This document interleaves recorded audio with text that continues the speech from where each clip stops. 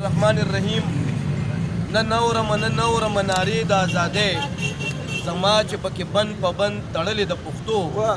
د بل سره خو ډېرې بهانې ډېر جوابونه دا ما او تا په څه باندې کږلې د پښتو د ادبي دوستانو مرکه مردان د سوري لاندې 21 فروری ده نن د مورنو ژبو عالمي ورځ په ټوله دنیا کې نمانځل کېږي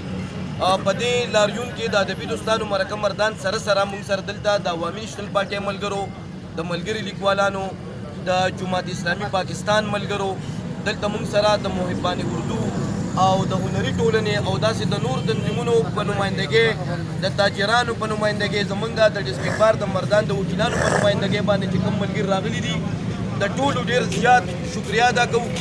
زموږ سیاسي نظریې به په خپل ځای باندې مختلفې وي خو که د جماعت اسلامي مورنۍ ژبه هم پښتو ده که د عوامي نېشنل پارټۍ مورنۍ ژبه هم پښتو ده که نور سیاسي فکرونه دي نو هغه هم زموږ په ژبه باندې موږ مشترک قدرونه لرو دا اقوام متحده یا ملګري ملتونو چې دا د دې ژبې په حواله باندې کومه بین الاقوامي قانون سازي کړې ده هغه بنیادي طور د هغې په شا باندې دا فکر و چې دا د ماشوم بنیادي او پیدایشي حق دی چې هغه ته تعلیم په خپله مورنۍ ژبه کې ورکړی شي او تاسو ته دا پته وي چې د ژبې دپاره چې د تحریک آغاز په 1948 کې وشو د بنګال په خاوره باندې کله چې محمد علي جناح صاحب د پاکستان ژبه اردو قامي ژبه وګرځوله د هغې په مزاحمت کې بنګالیانو ماشومانو طالب علمانو احتجاج وکړو او د هغه احتجاج په نتیجه کې 2 شهیدان د طالب علمانو په شکل کې ورکړو د هغه ځای نه د دې تحریک آغاز کیږي او بیا په 98 کې د بنګلادیش په درخواست باندې اقوام متحده د مورنو ژبو حیثیت ومنو او دا زموږ لپاره د خوشبختۍ خبره چې زموږ ملک پاکستان په دې قانون سازۍ باندې دستخط وکړو مطلب دا دی چې پاکستان هم د مورنو ژبو حیثیت تسلیم کو خو بل طرف ته چې موږ په پاکستان کې ګورو نو دلته چې کومه حکمرانه طبقه ده هغې د مورنو ژبو په لار کې لوی خنډ جوړ شوی دی هغې نه غواړي چې ستا تعلیم ستا روزګار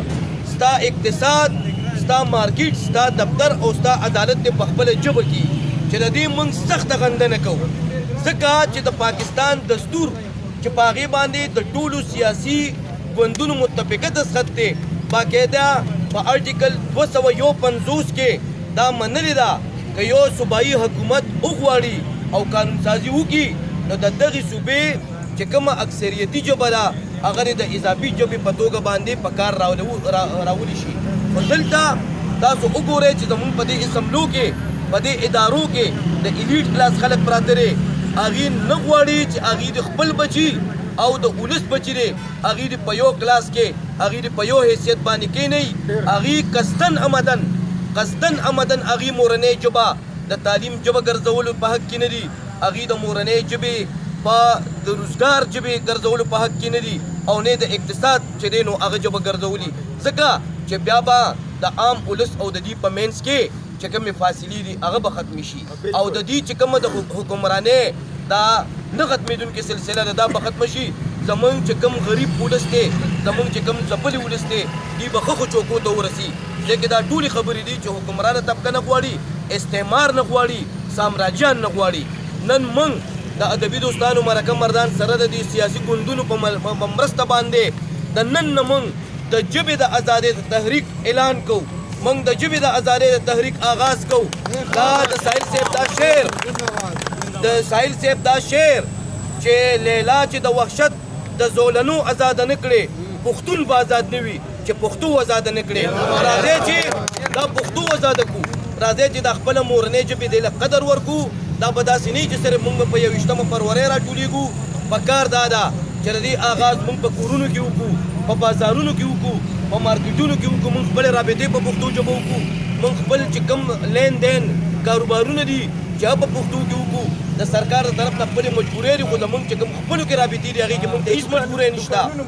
موږ د دوکانونو بورډونه موږ خپلو کې خپلو بچو ته په کور کې راځئ چې که دلته د پرایویټ سکولونو چې کوم نمایندګان وي هغې ته موږ خواست کوو چې هغې په خپلو سکولونو کې پښتو ژبه لازمي ژبه کړي چې زمونږ نه د خپله ژبه ورکه نه شي. باچا خان وایي کم کام ژبه چې ورکه شي هغه کام ورک شي. نو که تاسو خپل ځان روکېدو ته ورکوئ نو د خپله ژبه ورکه کړئ، مې وایئ. او که نه تاسو خپل کام شته کول غواړئ نو د خپلې ژبې سره مینه وکړئ. هم په دې خبرو باندې ستاسو ته شکریا ادا کوم یو وار بیا د ټولو د ادبي دوستانو مرکه مردان د کارکوونکو دغه رنګه د جماعت اسلامي نایب امیر هغوی راغلي دي او درویش روخان صاحب د دیر نه راغلی دی. د دې مونږ ډېره زیاته شکریا ادا کوو او مونږ سره نن په تاریخي توګه د جماعت اسلامي ملګرو چې کوم کومک وکړو د هغې مشکور یو. ستاسو ډېره زیاته